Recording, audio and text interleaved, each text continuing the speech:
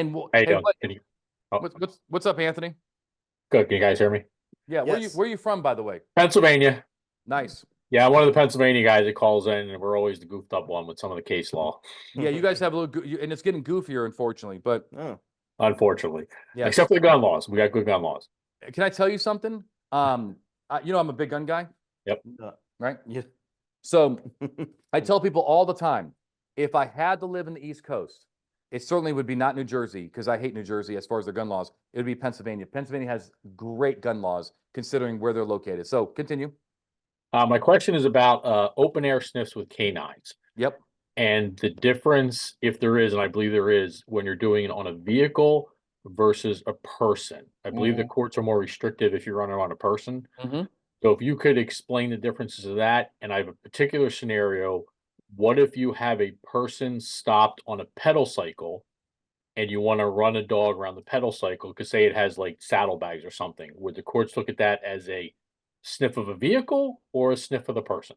So are you saying that the person is on the pedal cycle Yes, at the if being we sniffed? literally if we keep them on the pedal cycle and we run the dog around him. Okay. Hmm. So the first thing is, okay, first the answer is that this is there's like split circuit stuff in here. Not all courts agree whether it's a search or it's a free air sniff.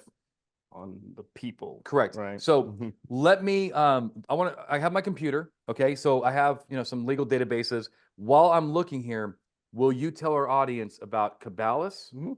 And why don't you start with I'll talk Cabalas? cars for a second, then I'm yeah. gonna kick it back to you on that. Yep. So yeah, when we talk about the Illinois versus Cabalas, right? When we talk about the ability to do a free air sniff using a canine, and one of the biggest things that we're going to look at first is, can we do it? Is it within the scope of our traffic stop? Do we have reasonable suspicion to run the dog around there? We don't want to prolong stops, and that's a different discussion there, but we have to make sure that we have the ability to do so. And the case for prolonging is U.S. versus Rodriguez.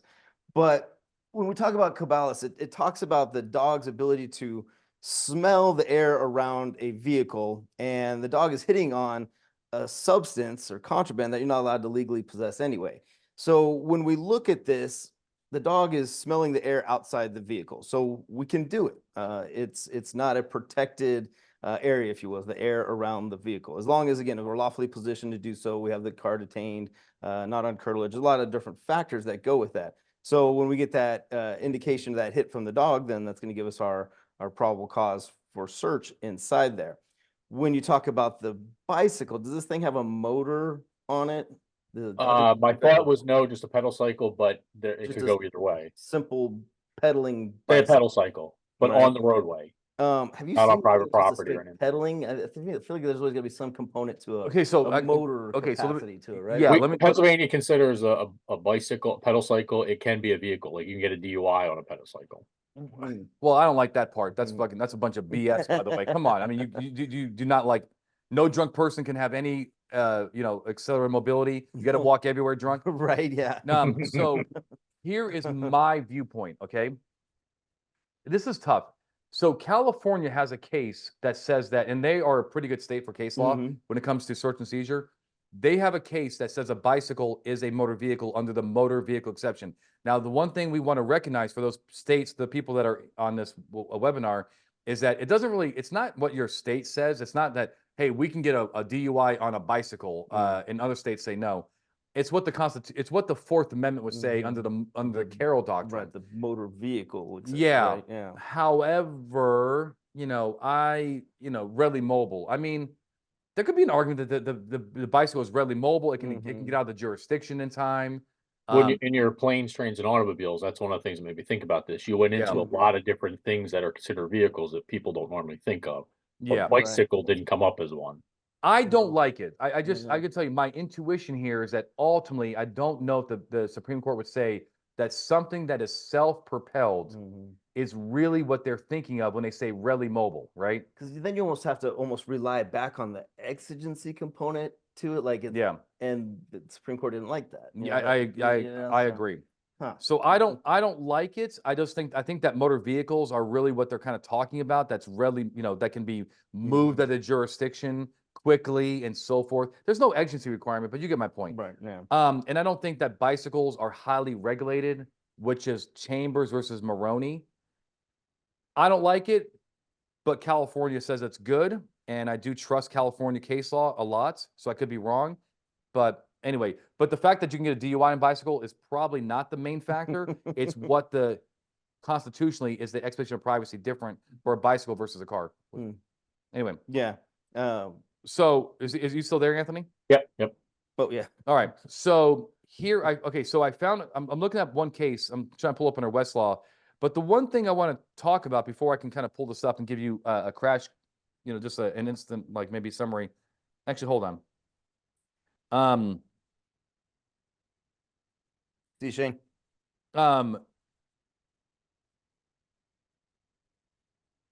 So one thing that kind of throws a monkey wrench into this, Anthony, is that Pennsylvania requires reasonable suspicion to sniff a car. Right.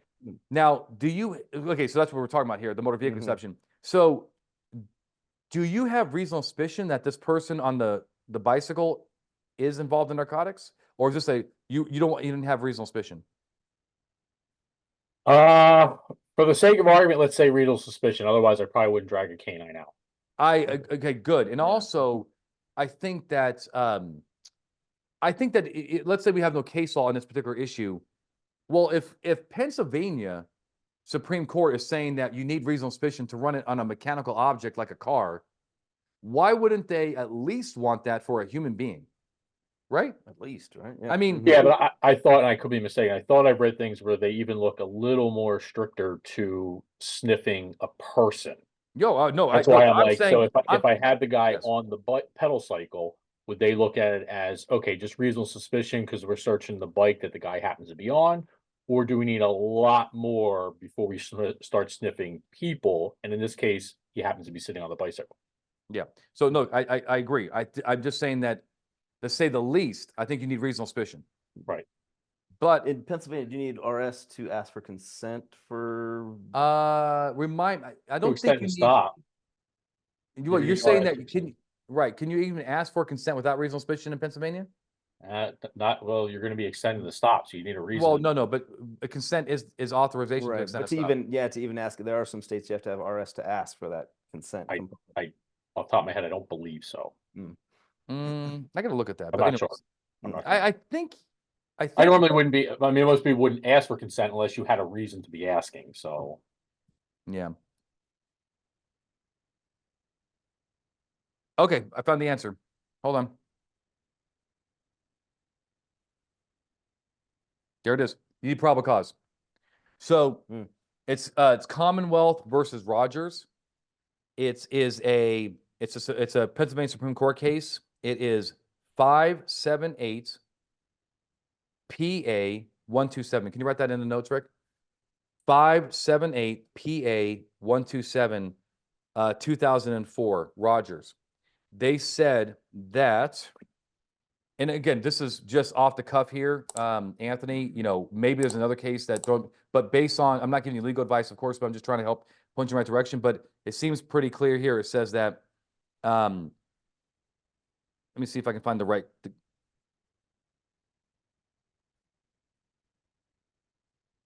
Okay, so basically, look, it says, we emphasize, this is the quote, right? We emphasize that the principal object of the constitutional provisions against unreasonable searches and seizures is the protection of privacy rather than property, okay? Thus, we held that while reasonable suspicion was sufficient to conduct a canine sniff of a place or a vehicle, that was too low of a level of suspicion when a person, rather than a place, is to be subjected to a canine sniff. When the sniff is of a person, the Martin Court required, another case, right, from Pennsylvania, Martin Court required that the police must have probable cause to believe that a canine search of a person will produce contraband of evidence of a crime. So the person sitting on the bicycle, they're probably gonna, even if we say we're doing the reasonable suspicion sniff of the bicycle, if the person's sitting on it, they're probably going to default to the probable cause because the person's on the bike. Absolutely. So Yeah. get him off the bike. So let's call in Pennsylvania, let's call it the bicycle vehicle. I like that, especially for PA. Because I think they would probably lean on, because PA is kind of going the other direction right now. So legally, I don't know about politically, whatever, but let's call it a vehicle and let's call it reasonable suspicion, but sniff him, probable cause, which is kind of weird because if you have probable cause, why do you need to sniff? Right. Right. Search. Yeah. And the other thing, Pennsylvania. That's right. Yeah. yeah. Now I do no. So I just want to let you know, Anthony, that I've researched this issue before, and I can't tell you off the top of my head what states require what, but I do know there are states out there that actually have upheld suspicionless sniffs of a person. It's kind of tough that they don't. Well, if you're sniffing somebody, they wouldn't feel free to leave. So in order to detain somebody, if they're not free to leave, you need reasonable suspicion. So have it. So you better, but anyway, so I think you at least need reasonable suspicion. If you come up to me and just start sniffing me, I mean, well, and if I can't leave, is it okay if my dog sniffs you? yeah, you mind, yeah, What if you, the new tangent, what if you're just walking through a public park with your canine that happened to be walking by people sniffing people? you're good. You're good in Pennsylvania and you're good in the airports because that's what TSA does. Or I shouldn't say TSA, it's what the Homeland Security does. So Homeland Security runs those bomb dogs in airports, and they are not targeting anybody specific. But why are they there? They're not there just for looks. They're not there to halt people and say, "Hey, Anthony, come over here and let me just do a random search on you." They're hoping that dog actually instinctually alerts on a passenger, and that's what you're talking about there. That requires no reasonable suspicion or obviously probable cause, and that's good to go. Gotcha. Thank you.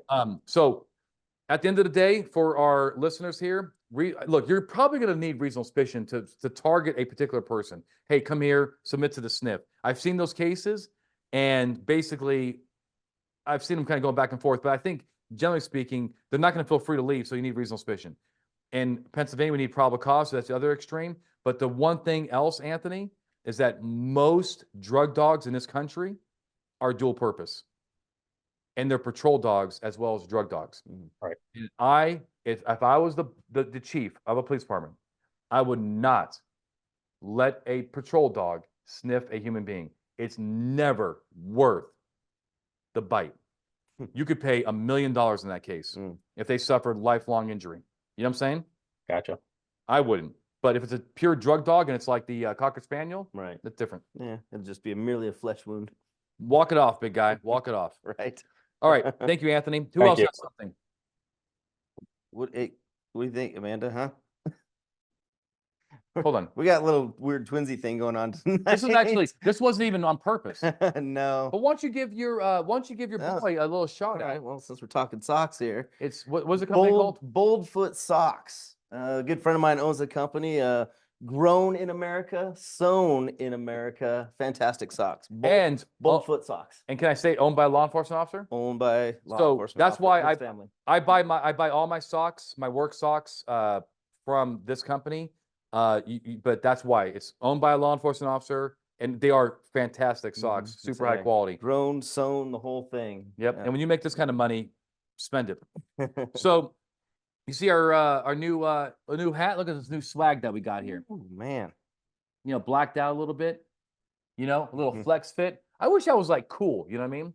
But because I could probably wear a hat like this. Yeah. I mean, that's actually not bad. That works, dude. I wish I had one. I mean, when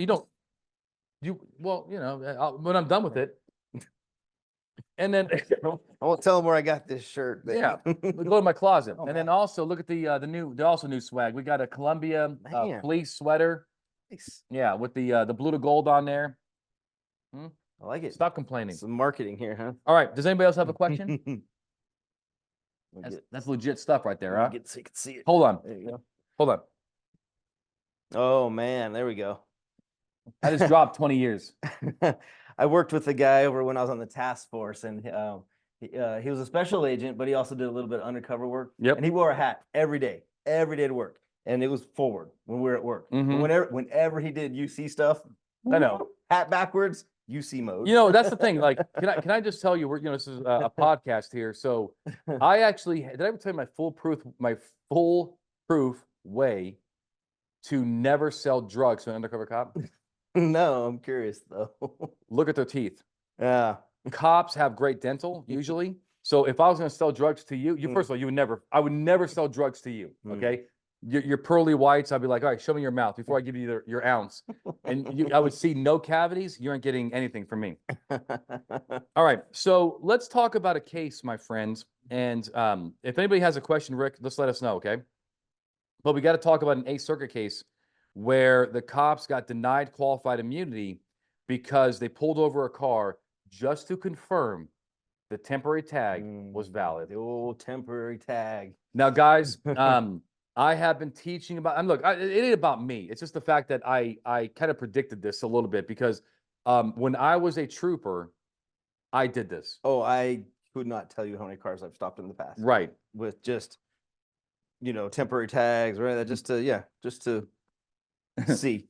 So, so here's what happened. Okay. So this is a case out of Iowa, and it doesn't surprise me because Iowa cops make the worst case law. You know that. Like Sean is here because he knows that his people make bad case law. I'm only messing with Sean. We're working on the flash, Sean. Yeah. So this is a case out of Des Moines. So here's basic what happened. The cop saw this tag on the rear where it's supposed to be, okay? And you know, he says I couldn't make out any writing. But it was a white piece of paper taped to the back window. Where it should be. Where it should be, okay? And you know, based on the time at night and so forth, he says, you know what, I'm gonna pull it over, and guess what he said to verify it? Just to make sure. Just to make sure. Does that sound like reasonable suspicion to you? No, it doesn't. So it appears that, you know, there's a chance that it's good or bad, right? And so he pulls it over, and one thing leads to another, and the guy actually ends up suing this officer. And the court found that this, based on the facts of what, you know, the allegations, that this was a blatant violation of the Constitution. A strong word. It is. Well, I should say a clear violation. Yeah, but yeah, when you start looking at QI type stuff, when they That's right, qualified immunity. Yeah. And I got to tell you, the court's right. I mean, I love this country, and I love crime control, and I also love what? Your freedom. I love crime control and love freedom. I love the fact that, especially in Nevada, where just so, for example, like Las Vegas Metro is one of the finest organizations in the nation. I mean that with all sincerity. And they're very proactive. I love that. I love the fact that these cops are encouraged to go fight crime. That's what your community wants. But I also love the fact that the ATF can't just come in my house and go check my guns, you know, to make sure that they're, you know, federally compliant, right? I love the fact that I can't get pulled over just to make sure I have a license. Right. I love the fact that if I have a temporary tag on my car, that you can't just pull me over just to make sure I'm not a fraudulent, you know, criminal and so forth. So that's what's going on here. We don't stop people just to make sure that they're not criminals. We stop people because we have a fact of circumstances that there's a moderate chance they are engaged in criminal activity. So I wanted to talk about that case. The case is, by the way, the name of the case, for those people who care about it, it is Clinton versus Garrett, and it's a case from 2022. Anything? Can I answer your show questions? Okay. All right.